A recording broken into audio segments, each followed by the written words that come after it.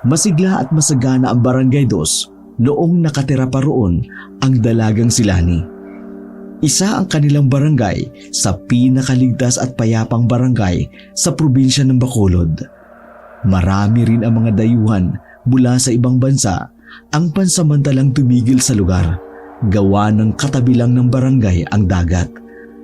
Bukod sa kagandahan ng lugar, mababait at masayahin din ang mga nakatira roon.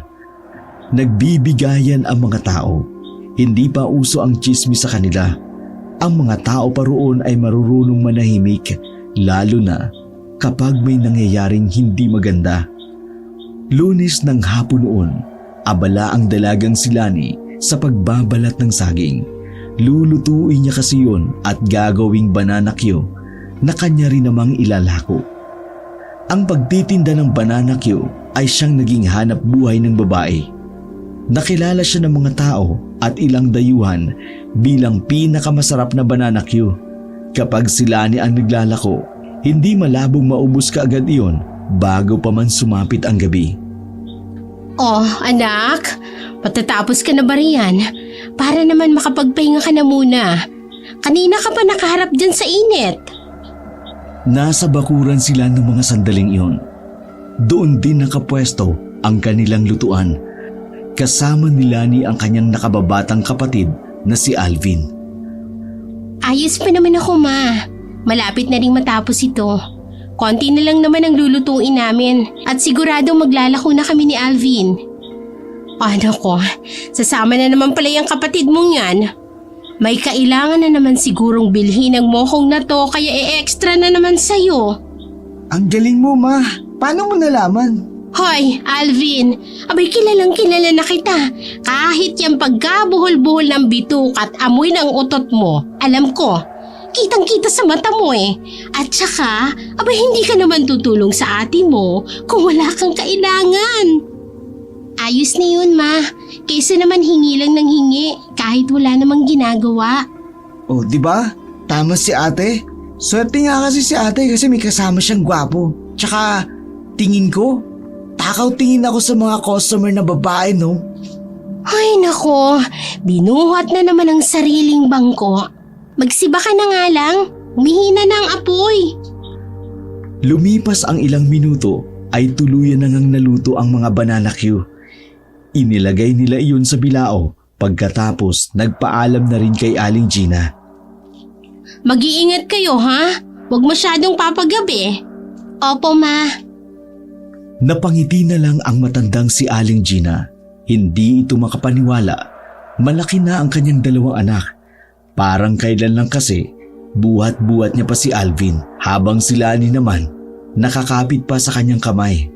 Samantala, naglakad na rin ang mag-ate para ilako ang tinda nilang banana Q. Nang madaanan nila ang bilyaran, ay nangalahati agad ang kanilang tinda. Marami kasi sa mga customer na lalaki roon ang nahuhumaling kay Lani. Siya rin kasi ang tila tinaguri ang crush ng bayan. Ayos talaga. Wala pang 20 minutos, kalahati na lang. Iba ka talaga, ate. Sana huwag kang papangit, ha? Patawa-tawa pa si Alvin habang bitbit ang bilao bilang dala. Masarap din kasi ang luto natin kaya binabalik-balikan. Walang kinalaman ng kagandahan ko rito, no? Nagpatuloy ang dalawa hanggang mapadaan din sila sa sabungan. Maraming tao noong mga sandaling yun dahil may mga dumarayong galing pa sa ibang barangay. Pinakyaw ang kanilang mga tindang banana Q. Nagtira lamang si Lani ng 2 stick na banana Q para sa kanyang special na customer, ang dayuhang si Iban. Mapalad ang mga ngiti ni Alvin noon dahil siguradong mapapaaga ang uwi nila. Ibig sabihin lang nun, mapapaaga rin ang kanyang sahod. Bakit di mo pa pinaubos lahat, ate? Ititira mo naman siguro yun para dun sa Amerikanong yun, no? Evan ang pangalan niya. Palagi mo na lang nakakalimutan. Sabihin mo nga sa akin, may namamagitan ba sa inyo ng Eva na yun? Natawa si Lani sa sinabi ni Alvin. Ano ka ba? Siyempre wala. Lagi lang ako nagtitira para sa kanya. Kasi alam ko na mahilig siya sa banana Q. Isa pa, mabait siyang tao. Naalala mo ba nung tinulungan niya si Mama sa pagbubuhat dun sa mga pinamili? Naalala ko pa yun ate. Pero nakaraang buwan pa yun ah. Oo nga, nung nakaraang buwan pa, hindi ba uuwi sa Amerika ang iba na yan? Ayon sa kanya, gusto niya parang magbakasyon dito sa atin. Magsasalita pa sana si Alvin nang may makabanggaan ang ate niya na isang lalaki. May katangkaran ang lalaki at gwapo. Noong una, inakala nilang dayuhan ito kung hindi pa ito nagsalita. Paumanhin, hindi ako nakaiwas. Ayos lang, hindi naman ako nasaktan. Pinagmasdan ni Alvin mula ulo hanggang paa ang lalaki. Sa pormahan lang, alam ni Alvin na may pagkawerdo ang lalaki. Maluwang kasi ang suot nitong damit at pantalon. Sa susunod tumingin ka sa dinaraanan mo ha. Pasalamat ka. Hindi nasaktan ng ate ko. Kung hindi. Alvin! Nanahimik agad si Alvin nang sawiin ito ng babae. Pasensya na uli. Sa susunod, itutuon ko ng atensyon ko sa daan. Alfredo nga palang pangalan ko. Sa tingin ko na sa 20 ka pa lang. Ganun din ang edad ko. Medyo namangha si Lani dahil nagawang hulaan ng binata ang kanyang edad. Ang galing mo naman! Paano mo nalaman? Kita sa mukha ni Lani ang saya habang kausap ang lalaki. Napailing naman si Alvin dahil nagiging utu-utu naman ang kanyang ate. Si Lani kasi yung tipo ng tao na madali lang kaibiganin dahil madali rin itong magtiwala sa tao. Habang si Lani ay namangha sa sinabi ng lalaki, napangiwi naman si Alvin. Sige nga, hulaan mo nga kung ano mangyayari bukas. Tumingin ng seryoso si Alfredo kay Alvin. Kusang dumarating ang pangitain na hindi inaasahan. Hindi ito basta-basta magagawa kapag ginusto mo lang. Sus, kunwari lang naman yun para makapagpapogi kay ate. Alvin! Hindi mo pa sinasabi ang pangalan mo. Ay, oo nga pala. Lani Lin ang pangalan ko. Pero pwede mo naman akong tawaging Lani. Ang ganda ng pangalan mo. Parang ikaw. O sige na, alis na kami. May pupunta pa kami ni ate. Dun sa special someone ni ate. Special someone? Hindi makasagot si Lani nang hilahin siya paalis ng kapatid. Nakita nilang kumakaway ang lalaking si Alfredo habang sila ay naglalakad papalayo. Ikaw atang bilis mo magtiwala. Mamaya niyan, masamang tao yun. Ikaw naman, Alvin, ang bilis mong manghusga. Hindi mo nga kilala ang tao eh. Ang kulit mo naman. Ako yung 18 years old dito pero parang ako yung 20 years old. Napailing lamang ang binatang si Alvin. Makalipas ang ilang sandali ay nakarating na rin sila sa tapat ng apartment ng dayuhang si Ivan. Sakto namang palabas na ng bakuran ang binatang kano. Oh, nice to see you again, Lonnie. How are you? Ngumiti ng malapad ang dalaga habang si Alvin naman ay nagtatago sa likuran ng babae.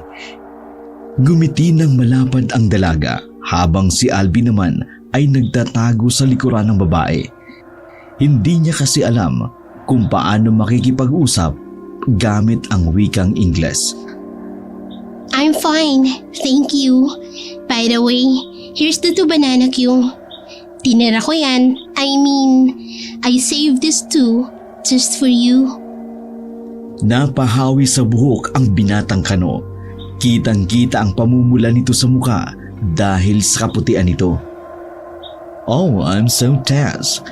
You're so very sweet. You know, I love bananas so much. Thank you. Here is my payment and give the change. Thank you so much. Oh, wait. He's your brother, right? Kainis, napansin pa ako. Yes, he's my younger brother. Hey there! How are you? Siniko ni Lani ang binata para piliting makipag-usap dahil ayaw naman ni Alvin na magmukha siyang bastos. Nilakasan na lamang niya ang kanyang loob. I'm fine, thank you. Oh, what's your name? My name is Alvin. Are you studying or working like your ate? I'm studying, but today and tomorrow and another many tomorrow is vacation, summer. Yeah, we are vacation, so I don't studying. While I'm not study, I'm helping my ate to work with Banana Q and earn money too. Because sooner I will build my own family. Many family. Natawa ang binatang si Ivan habang napakamot naman sa ulo ang kanyang ate. Parang kakain naman sa lupa ang binatang si Alvin, lalo pat narinig iyon ng isa pang Amerikanong napadaan. I get it. You're on vacation now and you're helping your ate to earn money so you can buy what you want except your family because you're too young. And money can't buy family. Parang tanga si ate. Tumawa ka rin, no? Dapat kasi itong mga dayuhan na ito matutong managkalog. Sila yung dayuhan dito tapos tayo pang mag-a-adjust. Alvin, bibig mo. Don't get mad, Alvin. I'm just happy for Lani. Seeing her with someone who can help her to make feel better. I remember my first time here. I'm so worried for Lani because... Napatigil ang sasabihin ng Kano nang may isang ali ang nadapa sa kanilang harapan. Takot na takot ang ali. Tutulungan sanang tumayo ni Ivan at Alvin pero umiwas sa kanila ang babae. Anong problema mo, ate? Tell us the problem so we can help you. Ay, hindi! Hindi! Demonyo siya! Nakikita niyang mangyayari! Nakikita niya! Nagkakatotoo! O kayo! Huwag niyo siyang kakausapin! Malas siya sa buhay nating lahat! Magiging magulong barangay 2 ngayong nandito na siya! Maya-maya lamang ay may mga dumating na ring mga tanod. Nalaman nila Lani na ang babae pala ay may problema sa pag-iisip. Tulong-tulong ang 4 na lalaki na kunin ang babae bago ito umalis. Nag-iwan pa ito ng salita kay Lani. Ikaw, babae ka! Mag-iingat ka! Tuluyan nang nailayo ang babae sa kanila. Umiling na lamang si Alvin. Try to understand her. She's mentally challenged. Yeah, you're right. By the way, Lani, are you free tonight? I just want to be with you later, if that is okay with you. She is not okay with you. She is busy person at night. And my mother will angry if my ate go outside when the son is sleeping. I understand. Maybe I will go directly to your house and formally ask permission from Aling Gina. No need. That's great. Okay, see you later. We need to go home. Naglakad palayo ang magkapatid habang kumakaway pa ang Kano na si Ivan. Bakas na bakas sa mukha ng babae ang labis na kaligayahan. Itong si ate gustong gusto rin. Evan is a good guy. Magtagalog ka nga. Wala na si Ivan. Basta, maging mabait ka sa kanya. Wala naman siyang ginagawang masama. Hindi ako sanay na may ibang lalaki sa buhay mo. Maliban sa amin ni Papa, no? Kailangan mo nang masanay ngayon pa lang. Malay mo, sa susunod na taon, ikasal na ako. Ewan ko sa'yo, ate. Basta huwag mong kalilimutan ng sahod ko, para wala tayong problema. Masayang naglakad pa uwi ang magkapatid.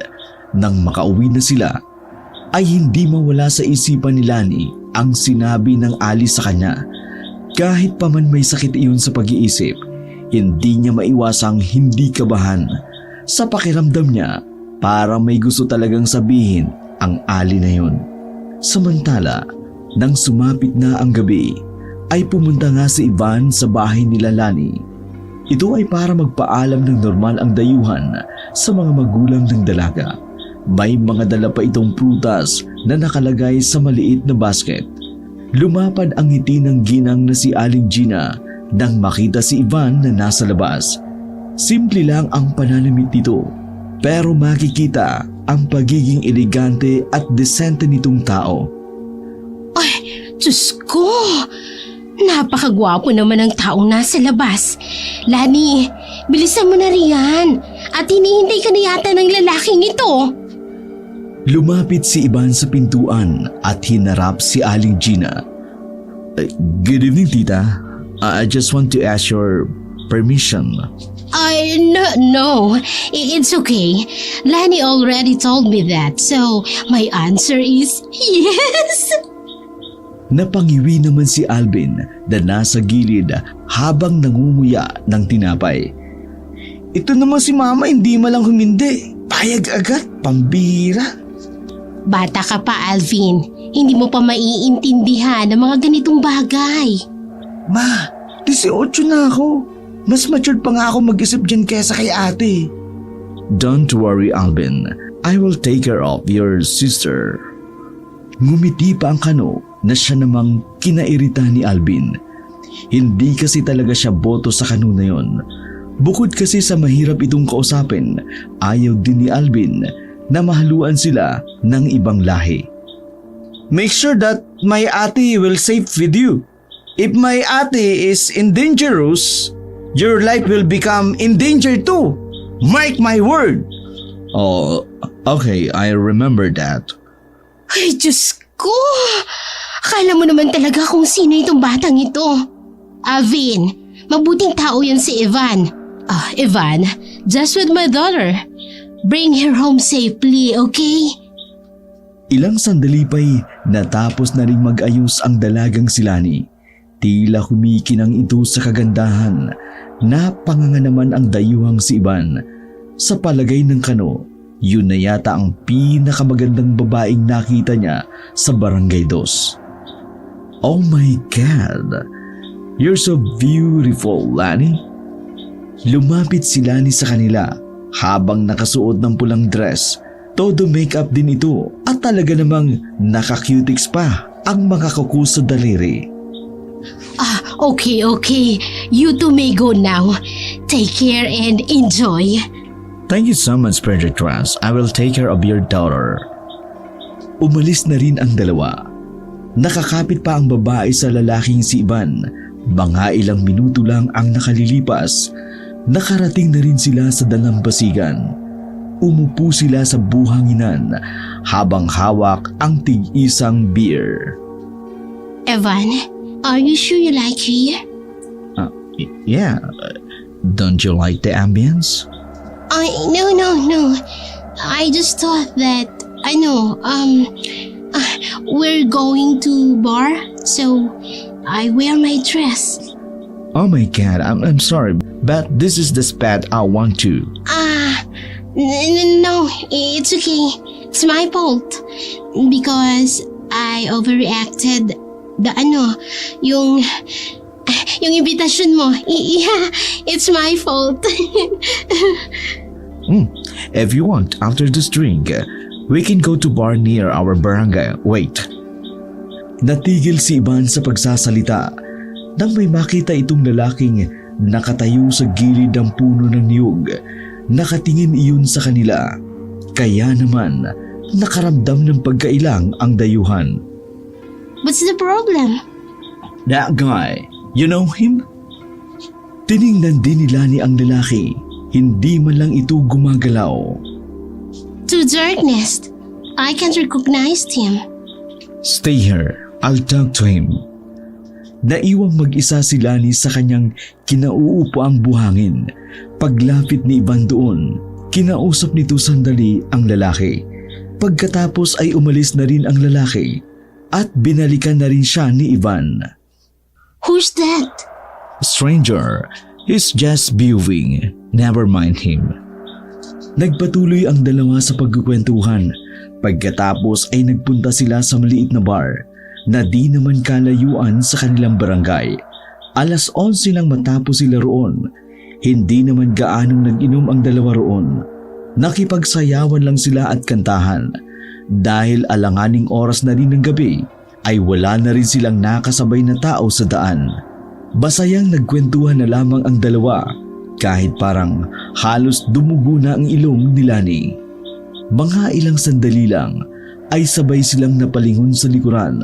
Nakaramdam kasi sila na para bang may tao sa halamanan. Oh, what's that? I don't know. Mula nang maramdaman nila iyon, napapadalas na ang paglingon nilang dalawa. May konting kaba na rin silang nararamdaman. Who's there? Why are you following us? Walang tumutugon, pero naririnig nila ang mga kaluskos sa gilid ng halamanan. I think we can go past na. Agad na kinuha ni Ivan ang kamay ng dalaga at tumakbo sila.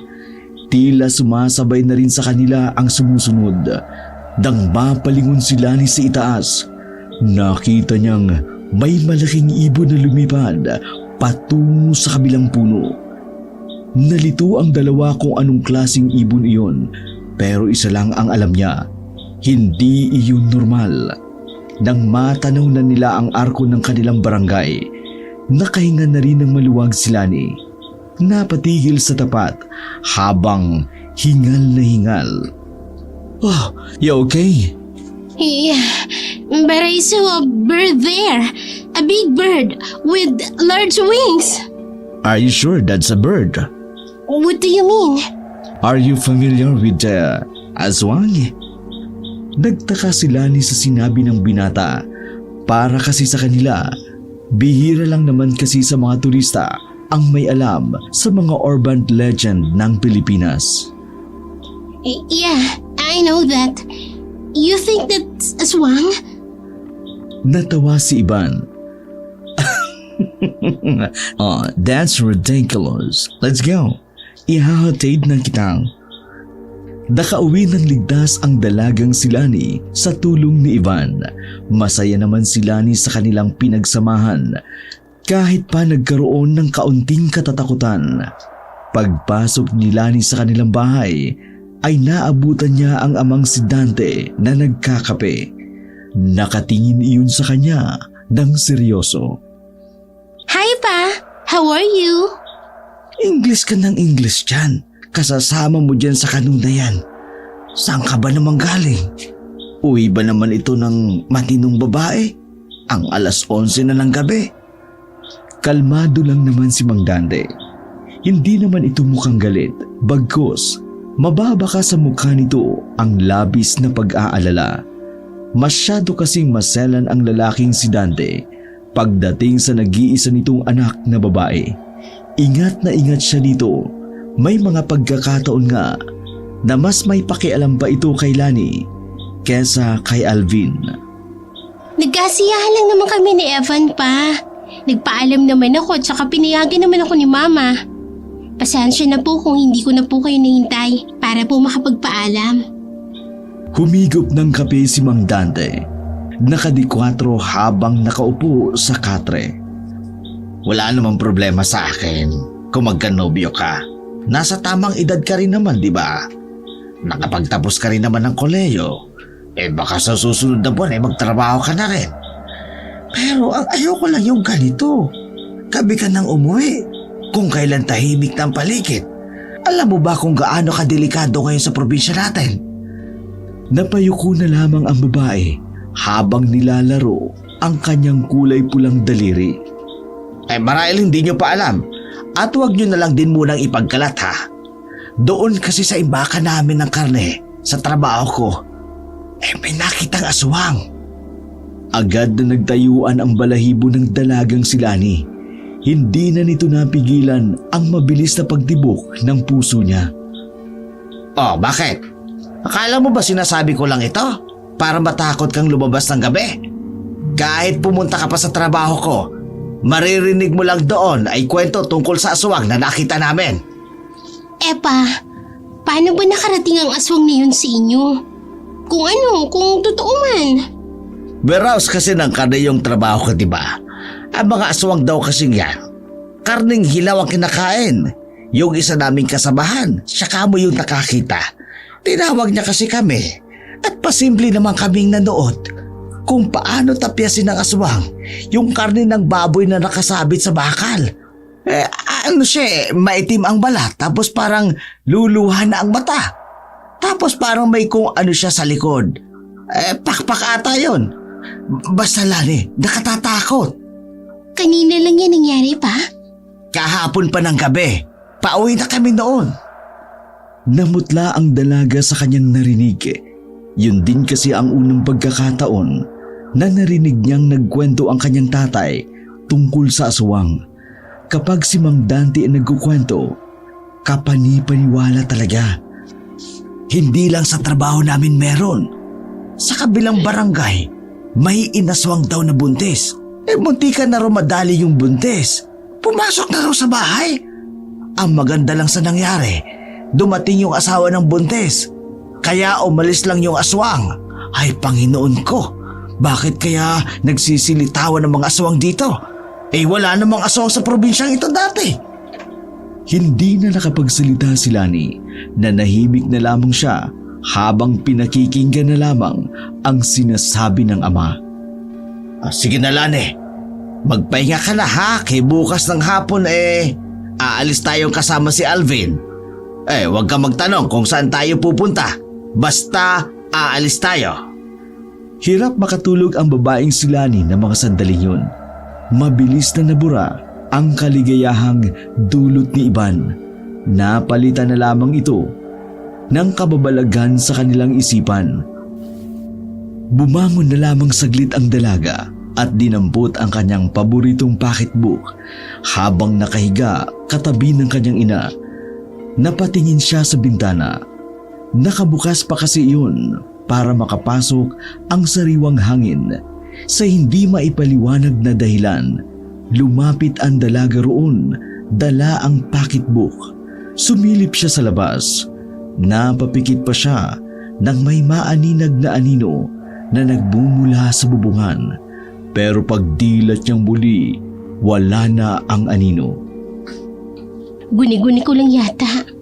Mukhang kailangan ko na talagang matulog. Isinarado na lamang ni Lani ang bintana sa kapilit na makatulog. Kinabukasan, mag-aalas 9 na nang magising si Lani. Ang madaldal na ina sa kanilang maliit na sala ang gumising sa natutulog na diwa ng babae. Kausap na kasi ng kanyang ina ang kakilala nitong kapitbahay. Nako! Kung totoo nga yung haka-haka, delikado na palang lumabas sa gabi. Siguro, hintayin na lang natin ang barangay natin kung anong gagawin nilang aksyon. Sige na't mamamalengke lang ako, ha? Umupo si Lani sa kama at papikit-pikit mata pa. Kay aga-agang daldal mo, ma. Ano bang pinag-uusapan ninyo? Bumuntong hininga ang ginang habang nakapamewang sa harapan ng lamesa. Ay nako, may isang lalaki raw kasing nakakakita ng hinaharap. Nakausap ng kapatid ni Finabuntes. Ang sabi daw ng lalaki, may mga ngaswang daw sa barangay natin. Nagkatotoo nga. Yung lalaki daw na yun ay totoo talagang nakakakita ng hinaharap.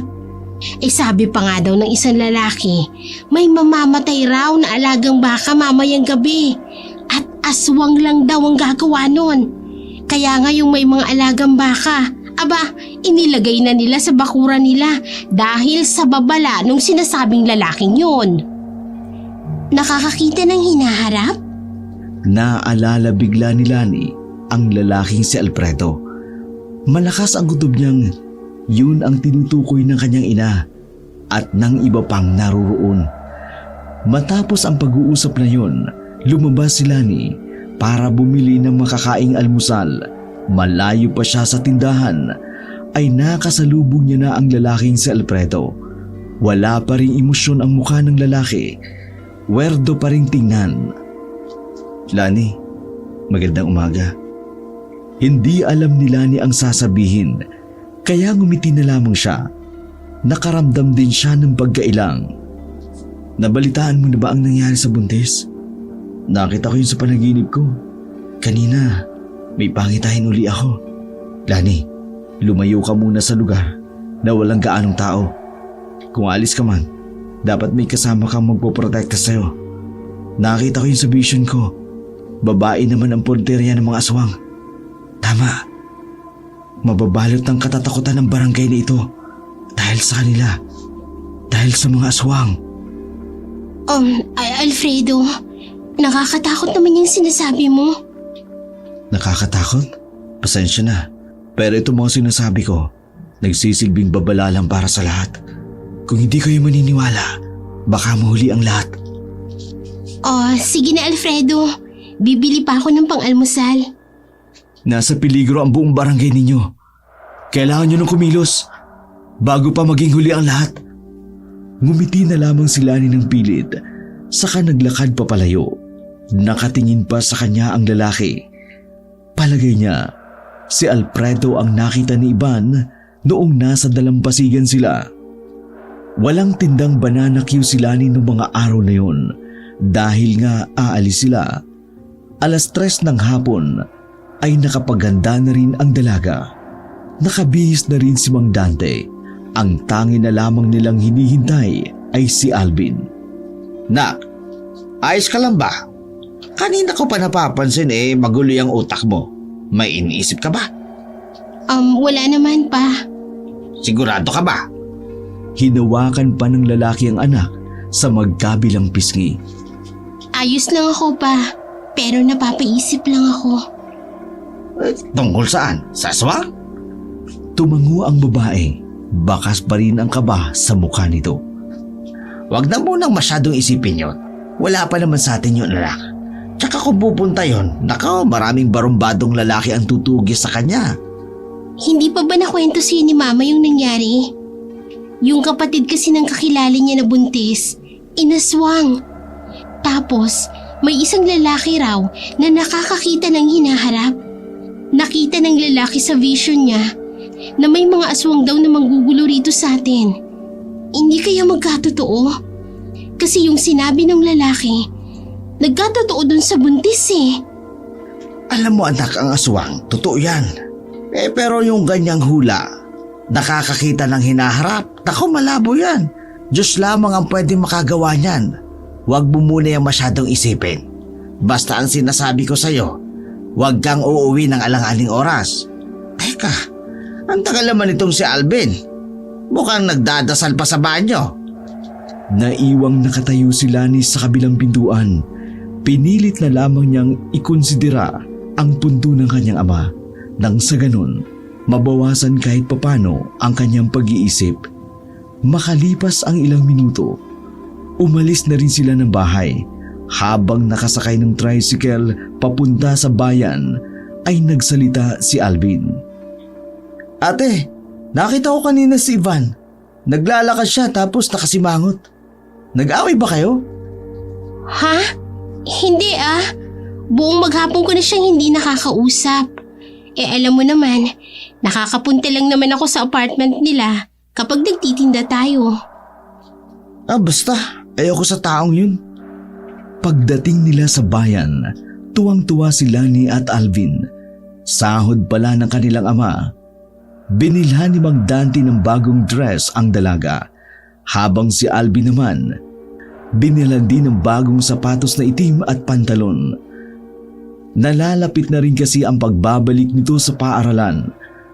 Kumain din sila sa paborito nilang kainan pagkatapos nilang mamili. Nasa kasagsagan sila ng pagkain nang marinig nila ang usapan ng dalawang manong sa kabilang lamesa. Ewan ko naman kasi sa anak kong yan. Alam niya naman na wala siyang kasamang lumabas. Lumabas pa talaga ng alauna. Mabuti na lang kamo may dumaang truck. Ayun, naitakbo siya sa ospital. Alay pare, buntis yata yung anak mo kaya nilapitan ng aswang. Buntis? Tomboy ang anak ko. Ay, oo nga pala.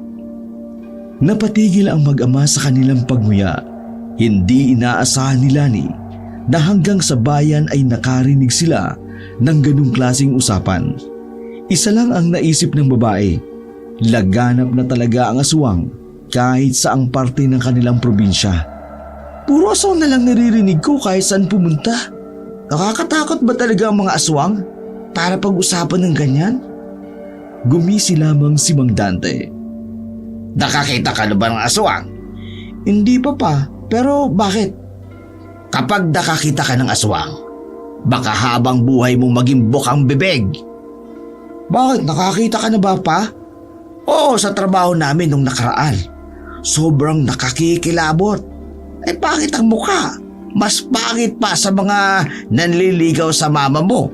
Kahit sino magaling na pintor, hindi susubukang ipinta yon. Huminga ng malalim ang dalagang si Lani. Pa, kung ayos lang, wag na natin pag-usapan ng aswang. Nagkatinginan si Mang Dante at Alvin. Nagkasundo ang dalawa kung kaya't nanahimik na lamang sila. Ginabi ang mag-ama sa daan dahil kung saan-saan pa sila pumunta. Bukod pa roon, naging pahirapan din ang sasakyan.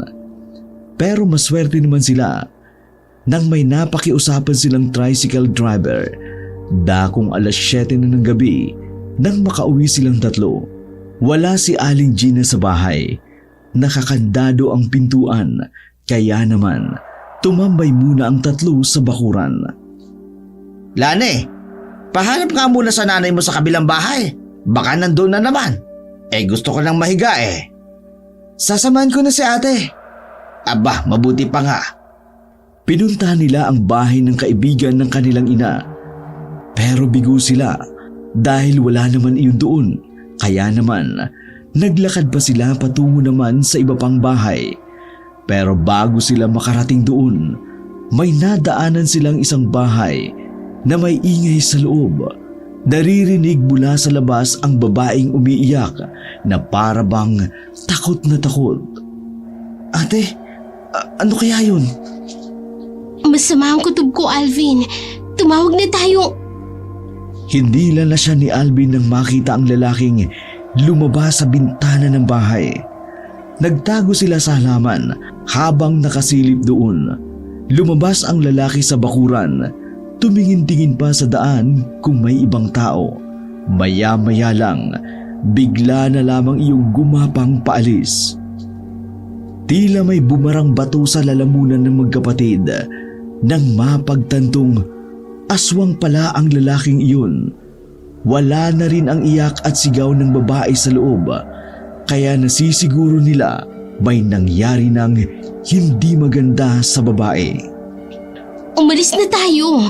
Kailangan na natin makapagsumbong sa barangay. Totoong aswang yun. Mamaya na. Exciting kaya makakita ng aswang. Exciting na pinagsasabi mo. Baliw ka ba? Hindi nga natin alam kung anong nangyari sa babae sa loob ng bahay. Tara na kasi. Tara na. Wala nang nagawa si Alvin nang sapilitan siyang hawakan sa kwelyo at hilahin palabas doon. Kumaliwa sila ng daan patungo sa barangay. Nang makarating ay walang patumpik-tumpik na sinabi ni Lani ang nangyari. Noong una, nagkatinginan pa ang mga tanod habang ang kapitan naman ay napanganga na lamang. Wala ho ba kayong narinig? May aswang na pumasok sa bahay ng isang babae. May aswang! Hoy! Tila nabuhusan ng malamig na tubig ang mga yun, saka parang nakabalik sa katinuan. Mel, samahan natin si Lani. Ramdam kong totoo ang sinasabi niya. Dahil walang magandang nilalang ang magsisinungaling. Kilos! Kilos! Nakornihan man si Alvin at Lani sa kanilang narinig, hinayaan na lamang nila. Mabilis na umalis ang mga tanod at ang kapitan, kasama ang magkakapatid. Nang datnan nila ang bahay ng nasabi ng babae, namulagat ang mata ng lahat. Sa pintuan ay may nakandusay palang isang lalaki na duguan ang liig. Hinala nila, yun ang asawa ng babae. Nang pasukin naman ng mga tanod ang loob, halos masuka sila sa kanilang nakita. Wakwak ang tiyan ng babae. Dilat pa ang mata nito na nakalabas pa ang dila. Kap! Wala lang buhay dito! Parang nanghina si Lani sa mga sandaling yun. Naisip niya kung mas maaga siguro silang napadaan doon, may pagkakataon pa sana silang mailigtas ang mag-asawa. Ayon sa mga tanod, hindi naman daw buntis ang babaeng biktima, kaya malaking palaisipan sa kanila kung papanong pati ang babaeng yun ay biniktima. Sa ideyang yun, napagtanto ni Lani na kahit hindi pala buntis, basta babae, siguradong delikado ang buhay sa aswang. Ano? May biktima ang aswang dito sa barangay natin? Gulat na gulat si Mang Dante nang ibalita sa kanya ni Lani at Alvin ang mga nangyari. Nasa loob sila ng bahay ng mga sandaling yun dahil nakauwi na rin si Aling Gina. Naku, totoo ba yan? Baka mamaya nagbibiro na naman kayo, ha? Pa, ma, totoo po. Sa katunayan, nandun pa nga po ang bangkay sa bahay nila. Hindi pa ho nakukuha dahil wala pa yatang mga pulis. Napakapit na lamang si Aling Gina sa braso ni Mang Dante dahil sa takot. Ito na nga ba yung sinasabi ko eh? Dapat talaga may gagawing aksyon ng barangay natin. Hindi na yan maganda. Mukhang pati nga sila kapitan takot din eh. Kanina nga halos magsusuka sila. May iba pang tanod, bigla na lang nawala roon. O Lane, ayan yung sinasabi ko sa'yo. Kaya buntis man o hindi, puntirya ng aswang basta babae. Kaya ikaw ha, wag na wag kang lalabas na mag-isa. Hanggat maaari, dapat kasama mo si Alvin. Nagmukha naman akong chaperon yan pa. Bas maayos yun, kesa naman mapahamak ang ate mo. Sabay-sabay silang napalingon sa labas nang makita ang humahangos na binata na si Ivan. Pagod na pagod itong huminto sa kanilang pintuan. Napatayo na lamang sila dahil sa pagkabigla. Ivan, why are you here? Is there something happen? No, I just want to make sure that you are safe. Agad na umarko ng ngiti ang mukha ng dalaga, pero agad din naman niyang binawi nang mapansing nakatingin ang ama. Don't worry, my daughter is safe now. Thank for your Alvin. Ano nga English nang napunta rito? Thank you for coming. Please come again. Lani is safe. Thank you for coming. Please come again. Nagkatinginan si Lani at Ivan, maging si Aling Gina ay naguguluhan din. I'm sorry. Papa said thank you for checking me. Don't worry, I'm okay. But I'm a little bit scared earlier. Huminga ng malalim ang kano, saka napasandal sa gilid ng pintuan. Glad to hear that. Wait, are you ligaw may anak? Ligaw? What is ligaw? Ligaw is lost direction. Kinurot ni Lani ang kapatid para manahimik ito. No, I'm not ligaw, Lani. I will guide her always so she can be safe. Napailing na lamang si Mang Dante dahil sa ginawang kalukuhan ni Alvin. Okay, you may go home na. Tumango naman ang kano, saka naglakad na rin ito. Kumaway pa ang lalaking dayuhan bago ito tuluyang nakalayo. Mukhang seryoso ang kano na yun, anak ha. Nag-aksaya pa talaga ng oras para pumunta rito, kahit alam niyang delikado naman. Magkaibigan lang naman kami ni Ivan, pa. Ilang araw ang nakalipas, mas lalong nabalot ng katatakutan ang kanilang barangay dahil kay Alfredo. Nagsimula na rin kasi itong magbigay ng babala sa barangay at sa ilang residente. Ayon sa lalaki, nagkaroon na naman daw ito ng panibagong pangitain. Isang babae raw ang kukunin ng mga aswang dahil ito ay ipakakasal isa sa mga aswang. Kung marami ang natuwa dahil sa nagsilbing paalala at babala ang pangitain di umano ni Alfredo. May mangilan-ngilan din naman na nagsabi, Baka si Alfredo ang aswang dahil tuwing may sasabihin itong pangitain, talagang nangyayari.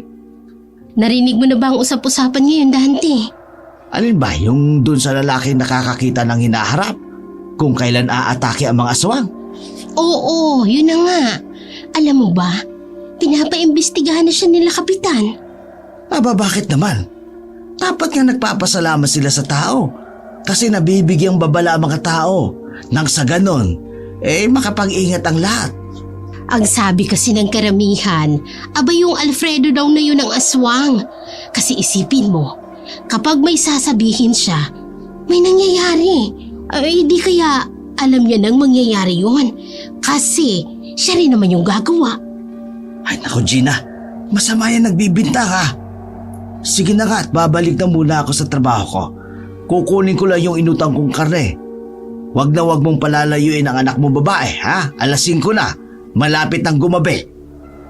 Nakaramdam ng pagkabahala si Lani sa narinig niyang usapan ng kanyang mga magulang dahil kung totoo nga na si Alfredo ang aswang, ibig sabihin lamang pala noon ay nakaharap niya na ang aswang. Nagtindigan ang kanyang mga balahibo. Mas lalo tuloy siyang natakot na lumayo ng kanilang bahay. Mula na maging laman ng usapan si Alfredo ng mga tao, saka lamang niya napansing may mga werdong bagay sa lalaki. Isa na nga rito, ang kawalan ng emosyon ng lalaki sa mukha. Bigla-bigla na lamang sumusulpot. Higit sa lahat, walang nakakaalam kung saan ito nakatira. Nanatili lang si Lani sa kanilang bahay hanggang sa sumapit ang gabi. Kasama niya si Aling Gina sa bakuran habang sila ay nagluluto ng hapunan. Wala si Mang Dante at Alvin noong mga oras na yun. Hindi pa nakakauwi si Mang Dante habang si Alvin naman ay nasa galaan. Ay Diyos ko, itong kapatid mo. Alam nang delikado sa daan, abay gumagala pa. Malilintikan talaga tong batang ito kapag nakauwi dito. Abala lang sa paghahalo ang ginang sa malaking kawali. Lalaki naman si Alvin, ma. Ang punteriya ng mga aswang, mga babae. Ay, huwag tayong pakakampante, anak. Traidor daw ang mga aswang, sabi ng matatanda. Paano ba malalaman kung aswang ang isang tao? Napaisip ang ginang.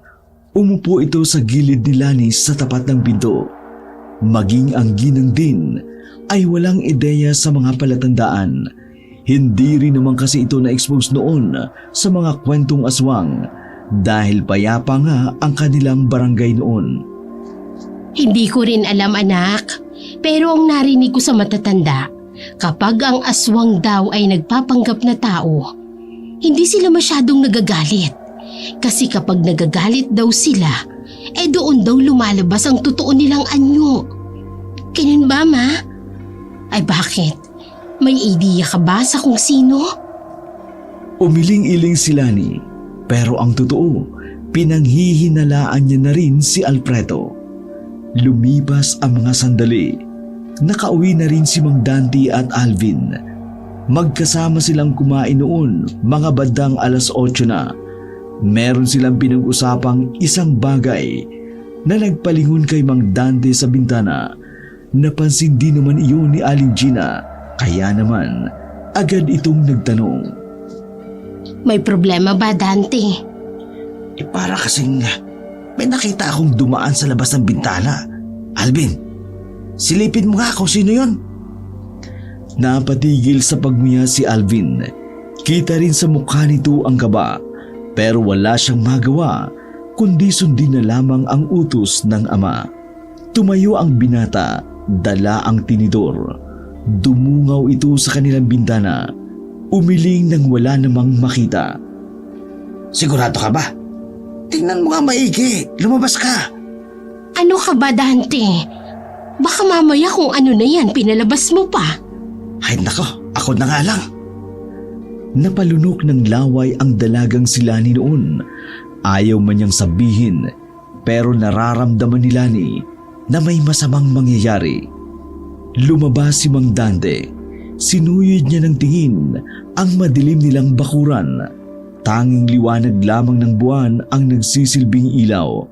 Sinuri din niya ang halaman sa paligid ng bahay pero wala naman. Nang papasok na sana siya sa loob ng bahay, nakita ng matanda ang anino mula sa taas ng kanilang bubungan. Hindi na kaagad papasok ni Alvin ang kanyang ama nang mapansin din ang mga anino. Pa, anong meron? Walang lalayo. Dumikit lang kayo sa akin. Hindi makakalapit ang mga yan. Nilabas ni Mang Dante ang isang kulay gintong kwintas.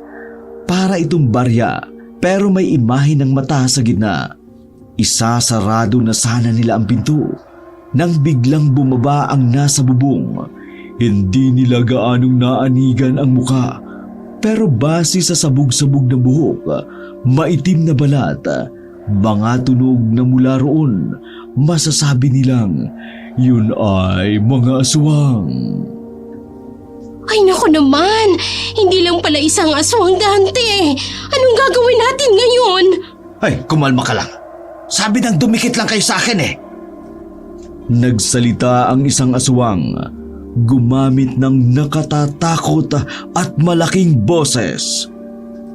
Ibigay ninyo ang babae. Kailangan siya ng pinuno namin.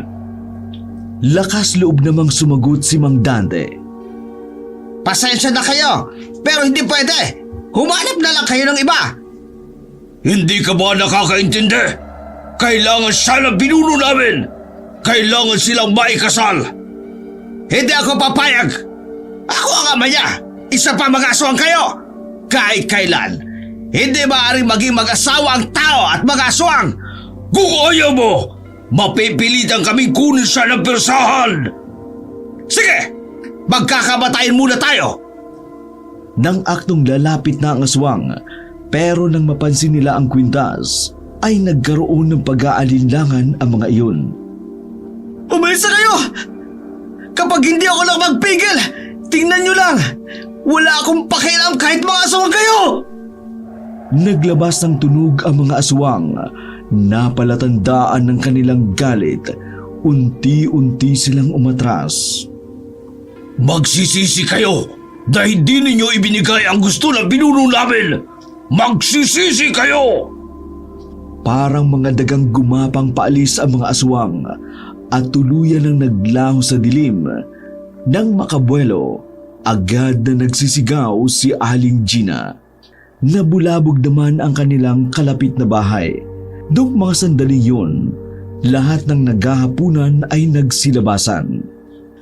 Mga kalugar! Mga kalugar! Nandito ang mga aswang kanina! Balak nilang kunin ang anak kong si Lani! Sari-saring reaksyon ang narinig nila. Ang iba ay dumiretso ng sumbong sa barangay. Ang iba naman, nagsitago agad sa kanilang bahay. Nang malaman ng kapitan ang nangyari, agad silang inimbitan doon para magbigay ng salaysay. Pagkatapos ay pansamantala rin silang pinatuloy sa barangay. Tulala at takot pa rin si Lani kahit naligtas sila sa kanilang kinalalagyan. Hindi pa rin mawala sa utak niya ang eksena na kaharap ang aswang. Sa nangyaring yun, malinaw pa kay Lani na siya ang sadya ng aswang. Habang nagpapahinga sa opisina ng barangay, isang tanod ang tumawag kay Lani. Miss Lani, hinahanap ka ng foreigner sa labas.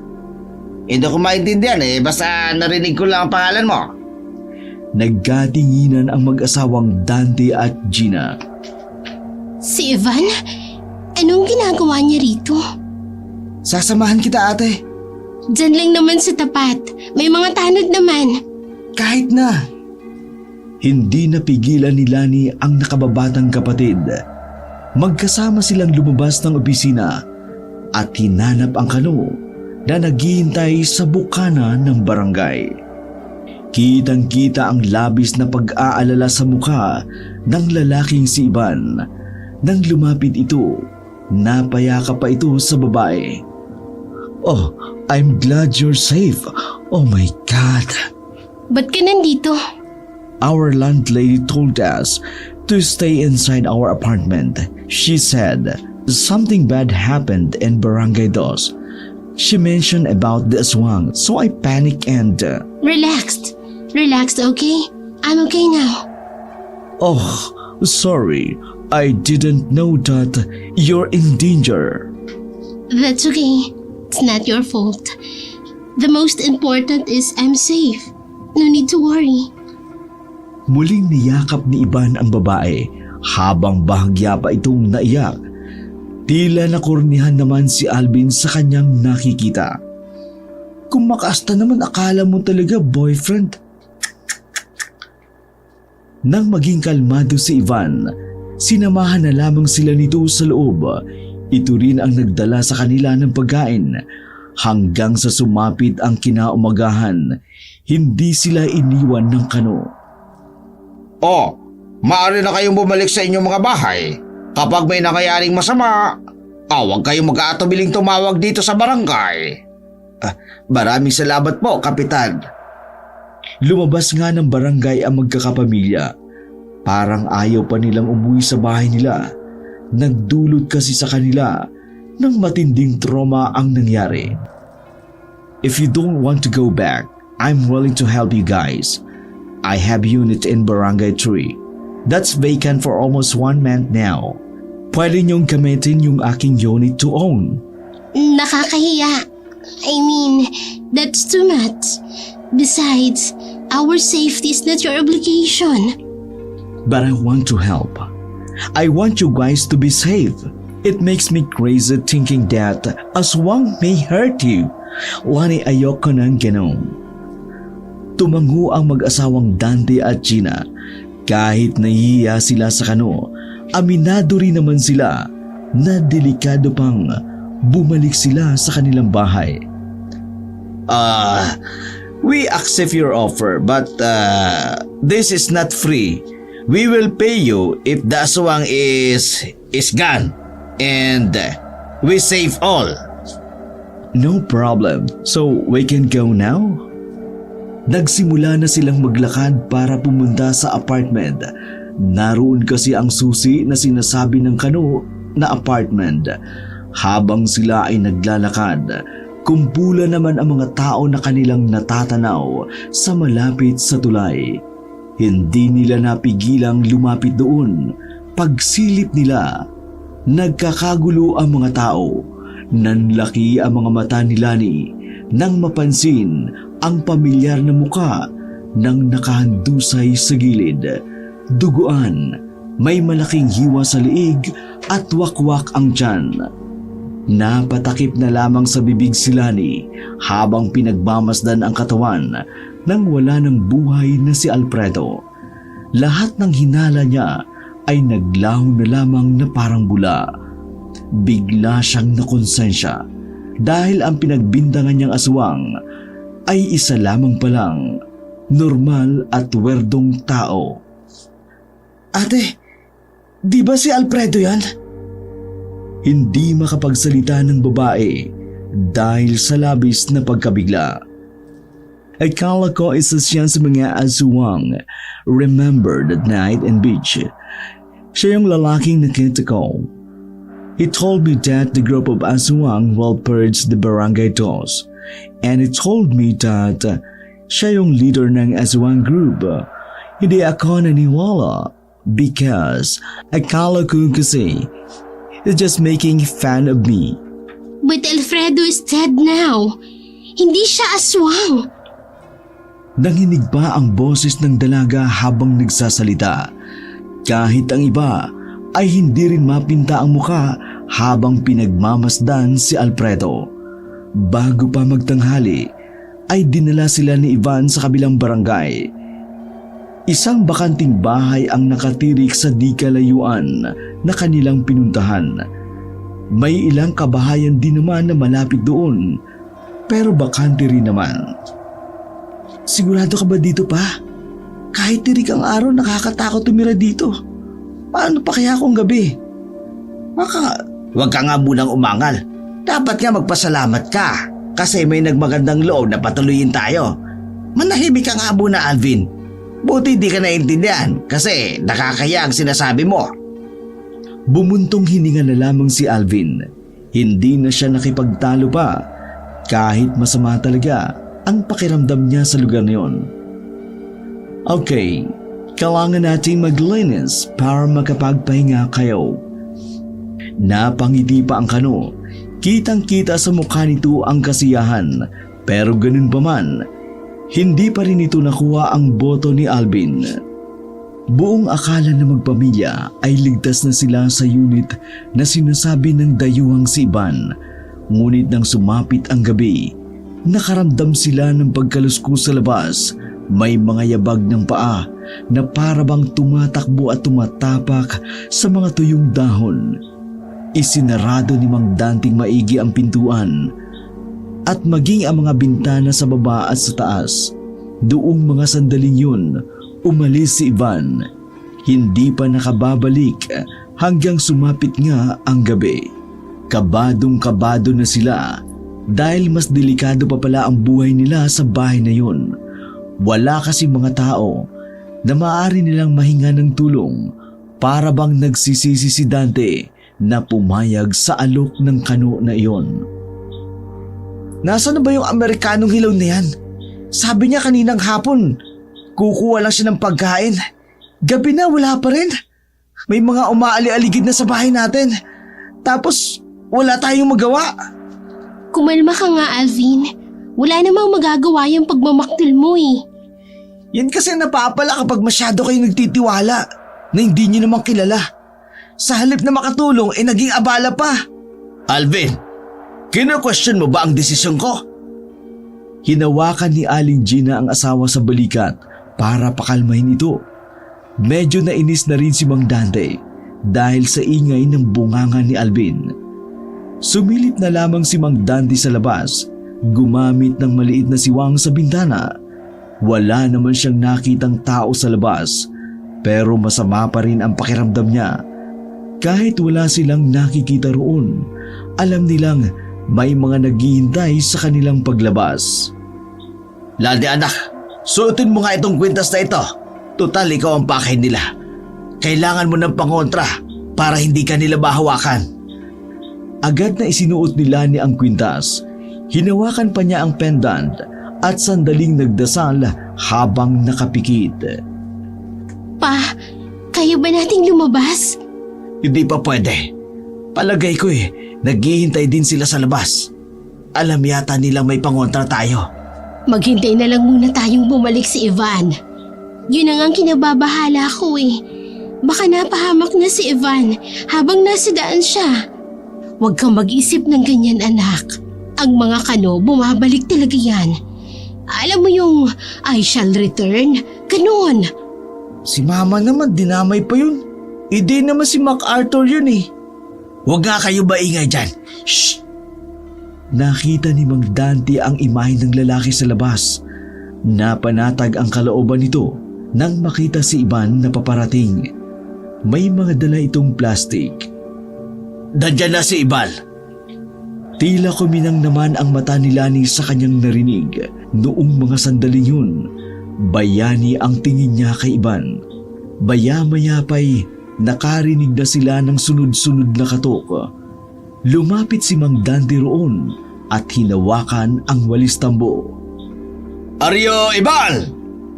Yeah, it's me. Open the door. I have something for you guys. Agad na binuksan ni Mang Dante ang pintuan. Bumungad sa kanila ang binata ng may dalang pagkain. I'm sorry guys, I'm very late. Something happened in my apartment. By the way, maaari na tayong kumain. Alam ko si Lani ay gutom na. Thank you so much, Ivan. But, do you notice something weird outside?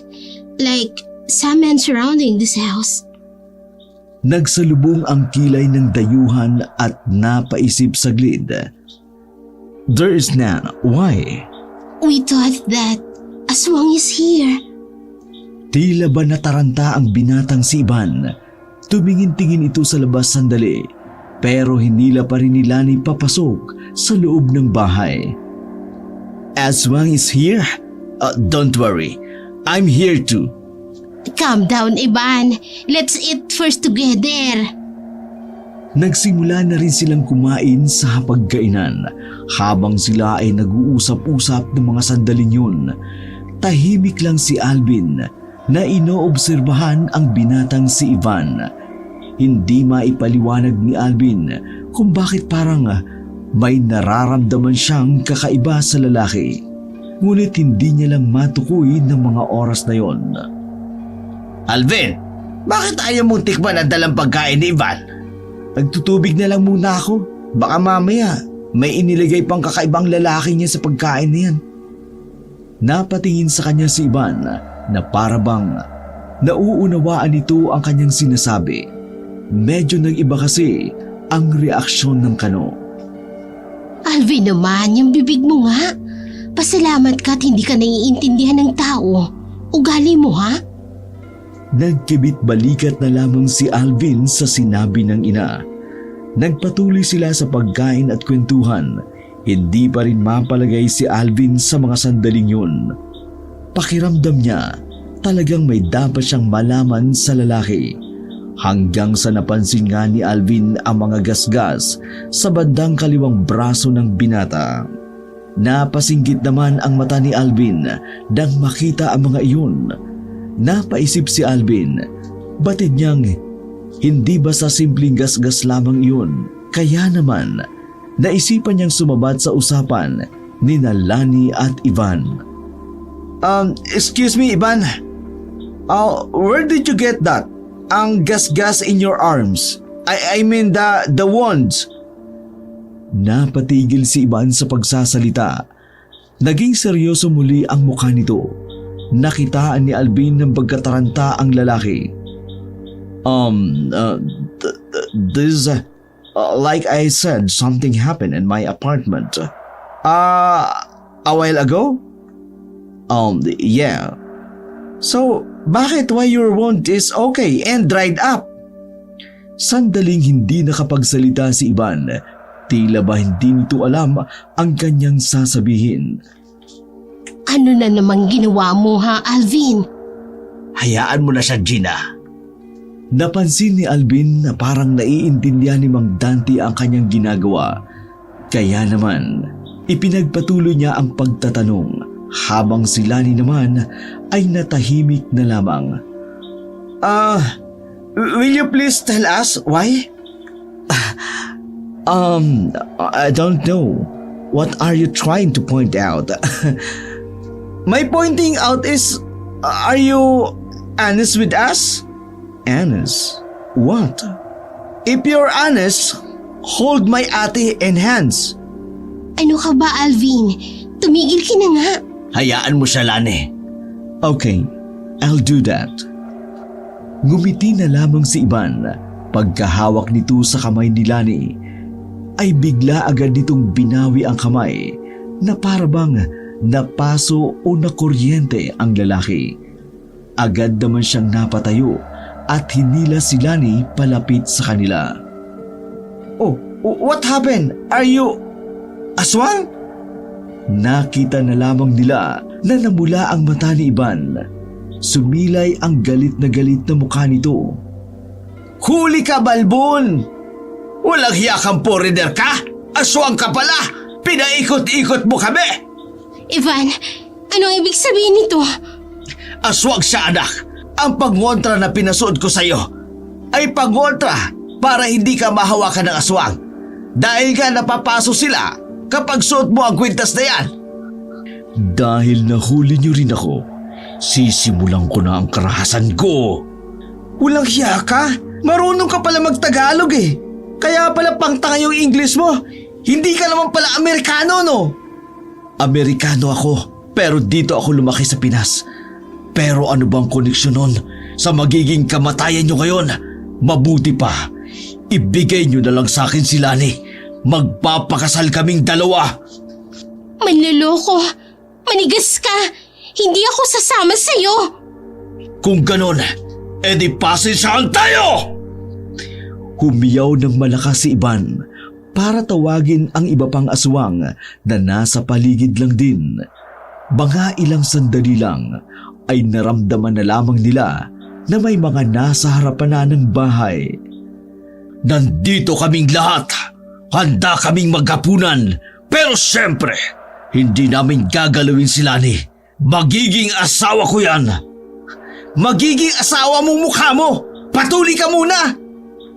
Biglang humarap si Lani papunta sa likuran ni Mang Dante. Diyan lang kayo sa likuran. Total hindi naman sila makakalapit sa akin. Sinunod nila ang sinabi ng babae. Atras sila ng atras hanggang sa mapadikit sila sa gilid ng bintana. Laking gulat nila nang mabasag ang bintana at may pumasok ng kamay. Naabot ng kamay ang leeg ni Mang Dante. Walang ibang choice si Alvin kundi kagatin ang kamay na yun kahit mabaho at marumi. Pwe! Ang alat! Sinubukang lumapit ni Iban sa kanila, ngunit hindi nito nagawa. Unti-unti nang naggalit si Iban. Hindi na ako natutuwa. Pasensya ka na, Lani. Pero mukhang kailangan na rin kitang isama sa hapunan. Binuhat ni Iban ang isang upuan. Ibabato sana nito ang upuan sa babae nang biglang magkagulo naman sa labas.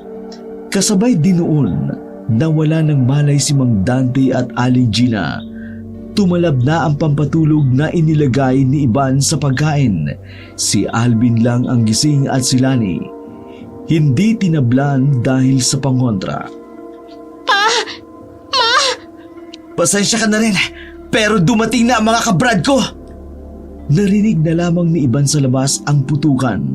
Pagtingin niya rito, nag-atrasa na ang mga kasama niyang aswang.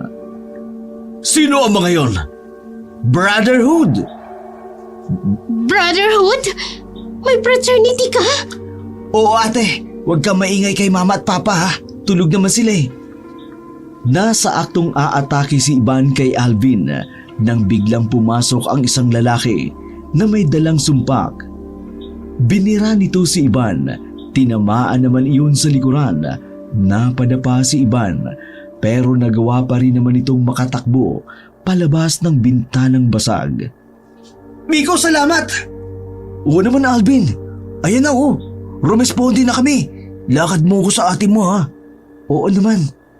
Siniko nila ni si Alvin kaya munti ka na itong matumba. Samantala, hinabol naman ng ibang kasama ni Alvin ang mga nakatakas na aswang. Buti na lang talaga, nakasalubong natin si Miko kanina. Kung hindi, yari tayo. Siya ba yung naglalako ng saging kanina? Tumangulang si Alvin at inasikaso ang kanyang mga magulang. Isinandal nila sa pader ang dalawang matanda. Tinulungan din sila ng ibang pang kasama ni Alvin para buhatin si Mang Dante at Aling Gina. Nang masigurong nakaalis na ang mga aswang, umalis na rin sila sa lugar na yun. Bumalik sila ng barangay, saka naman nagkamalay ang dalawang matanda. Nagbigay naman ng salaysay si Lani at Alvin, pinagtibay naman ito ng ilang pang miyembro ng kapatiran. Nagkaroon ng pagroronda ng mga tanod pero wala silang nakita. Pero base sa leader ng kapatiran ni Alvin na si Miko, halos lahat ng aswang ay nagawa nilang patamaan kaya siguradong wala na raw na mabubuhay sa mga iyon. Sumapit ang umaga. Sumapit ang umaga. Hindi pa rin makapaniwala si Lani sa lahat ng nangyari. Hindi niya inakala na ang lalaking nagugustuhan niya ay isa palang aswang. Hindi niya inakala na pwede rin palang maging aswang ang isang Amerikano. Pero base sa iba, baka naging biktima lang din daw ng yanggaw ang dayuhang si Iban. Maya-maya uuwi na tayo sa atin kapag nagkaroon ng update sa paghahanap sa mga aswang. Tumangulang si Lani. Ligtas na tayo anak. Kalimutan mo na si Iban. Magpasalamat ka na lang dahil nalaman ka agad natin kung ano siya. Diyakap na lamang ni Mang Dante ang anak na si Lani. Mga bandang 8:00 ng umaga, nakabalik na rin ang mga tanod na rumuronda. natagpuan nila ang grupo ng mga baboy ramo sa gubat na may tama ng bala. Hinala ng iba na yun ang mga aswang. Tinipon ang mga baboy ramo at sinunog. Makalipas ang 1 linggo, muling bumalik ang kapayapaan sa Barangay 2. Itinuon na lang din ni Lani ang sarili sa paghahanap ng trabaho sa bayan habang si Alvin naman tamang tinda lang ng banana Q. Sa karanasang yun ay natutunan ng dalaga na hindi pala lahat ng mukhang matitino ay mabubuti. May iba rin palang nag-aanyong mabuti para makapanloko. Mula noon, naging mabusisi na si Lani sa lahat ng lalaking kanyang makakaharap. Para sa kanya, mas mainam ng hindi gwapo, basta hindi lang aswang. Masigla at masagana ang Barangay 2 noong nakatira